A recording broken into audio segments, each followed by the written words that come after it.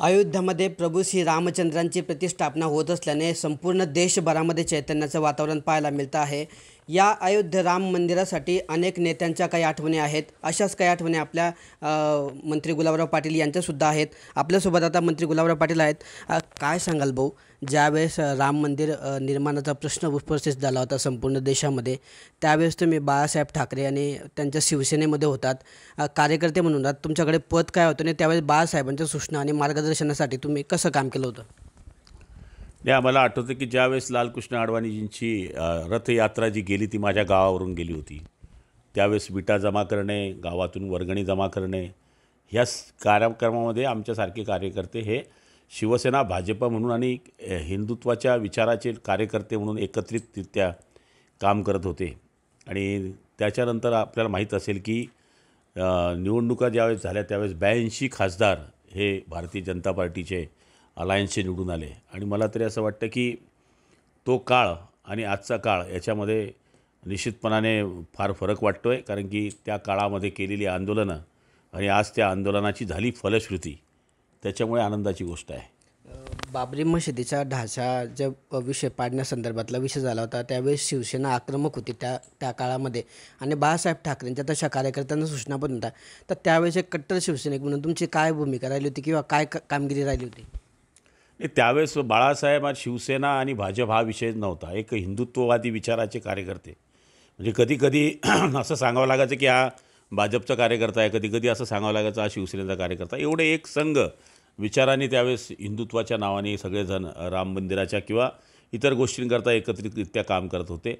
आणि मला आठवतं की त्यावेळेस बाळासाहेबांनी आदेश दिल्यानंतर ज्याप्रमाणे भारतीय जनता पार्टी, विश्व हिंदू परिषद किंवा अदर जे शिवसेना सगळ्या विचाराचे जे लोक आहेत, हिंदुत्वादी विचाराचे लोक आहेत, हे सगळे रामलल्लाच्या करता आंदोलनामध्ये उतरलेत।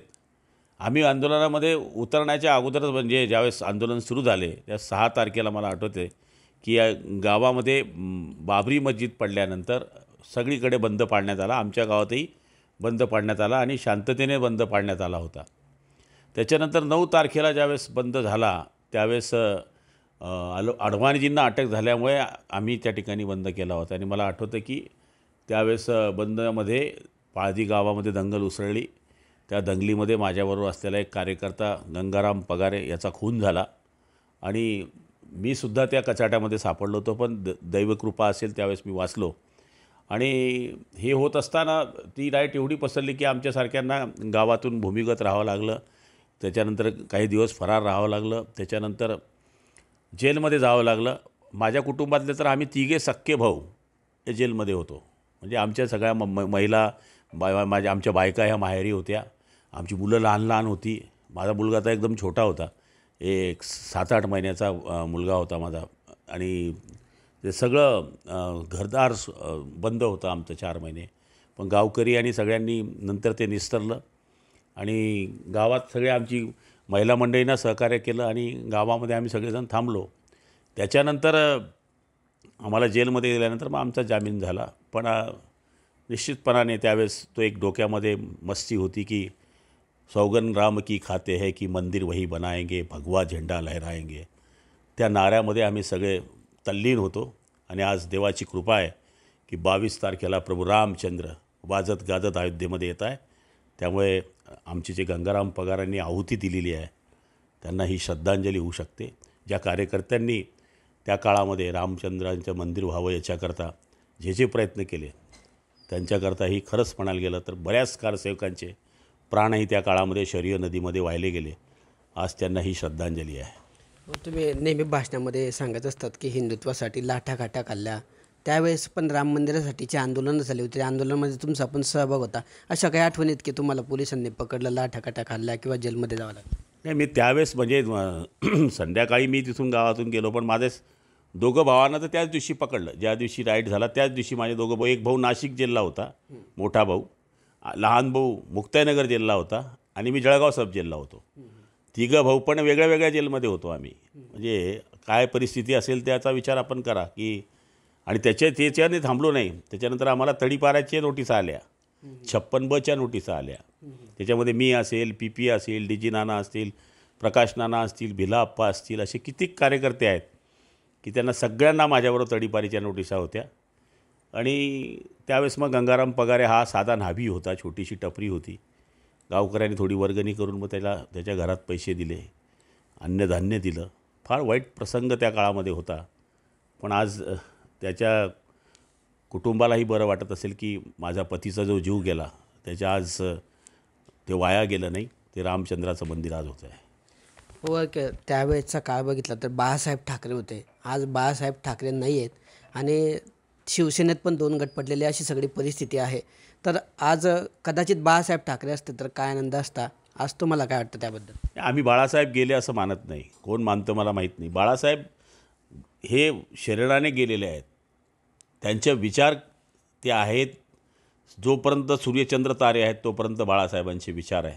आणि विचार कधी मरत नसतात. बाळासाहेबांच्या विचारावरच आम्ही आज चालतो आहे. आणि आमची शिवसेना ही बाळासाहेबांची शिवसेना आहे. त्यामुळे कोणी आम्हाला शिवसेनेत 2 तुकडे झाले आणि शिवसेनेत असं झालं ते मी मान्य करायला तयार नाही. आम्ही बाळासाहेबांच्या लाईननी चालतो आहे. कोण कोणत्या लाईननी चालतो हा त्यांचा विषय आहे. आम्ही बाळासाहेबांचा भगवा झेंडा सोडला नाही. आम्ही बाळासाहेबांचे विचार सोडले नाही. आम्ही दिघे साहेबांचे विचार सोडले नाही.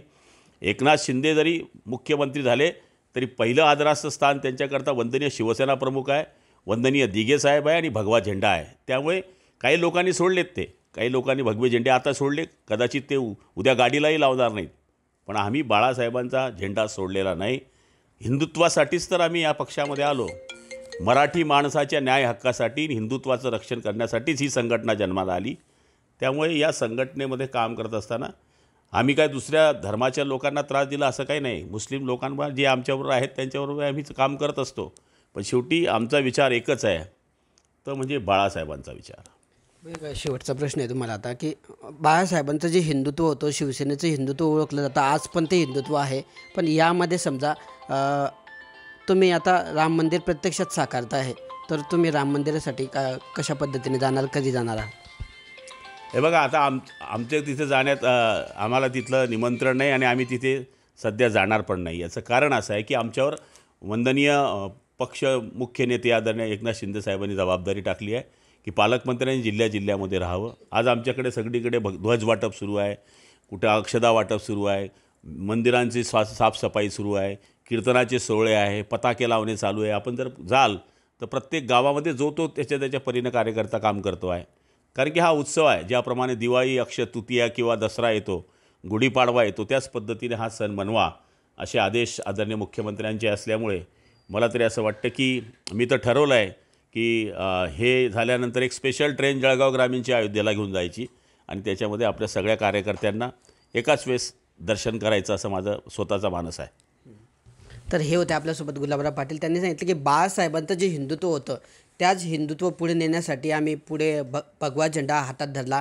तो आजपर्यंत हिंदुत्व विचारसरणीने आम्ही चालतो आहे आणि याच विचारसरणीतून आम्ही आंदोलनं केली, आंदोलनामध्ये सहभागी झालो आणि आज प्रत्यक्षात ते राम मंदिर अयोध्येमध्ये साकारत आहे. त्याचा प्रचंड मोठा आनंद आहे. आज जरी अयोध्येला जाऊ शकलो नाही, मात्र भविष्यामध्ये पूर्ण जळगाव ग्रामीण मतदारसंघातील संपूर्ण राम भक्तांना, ग्रामस्थांना, नागरिकांना स्पेशल ट्रेनने घेऊन जाणार असल्याचा मानस या ठिकाणी मंत्री गुलाबराव पाटील यांनी व्यक्त केला आहे. किशोर पाटील, TV9 मराठी, जळगाव.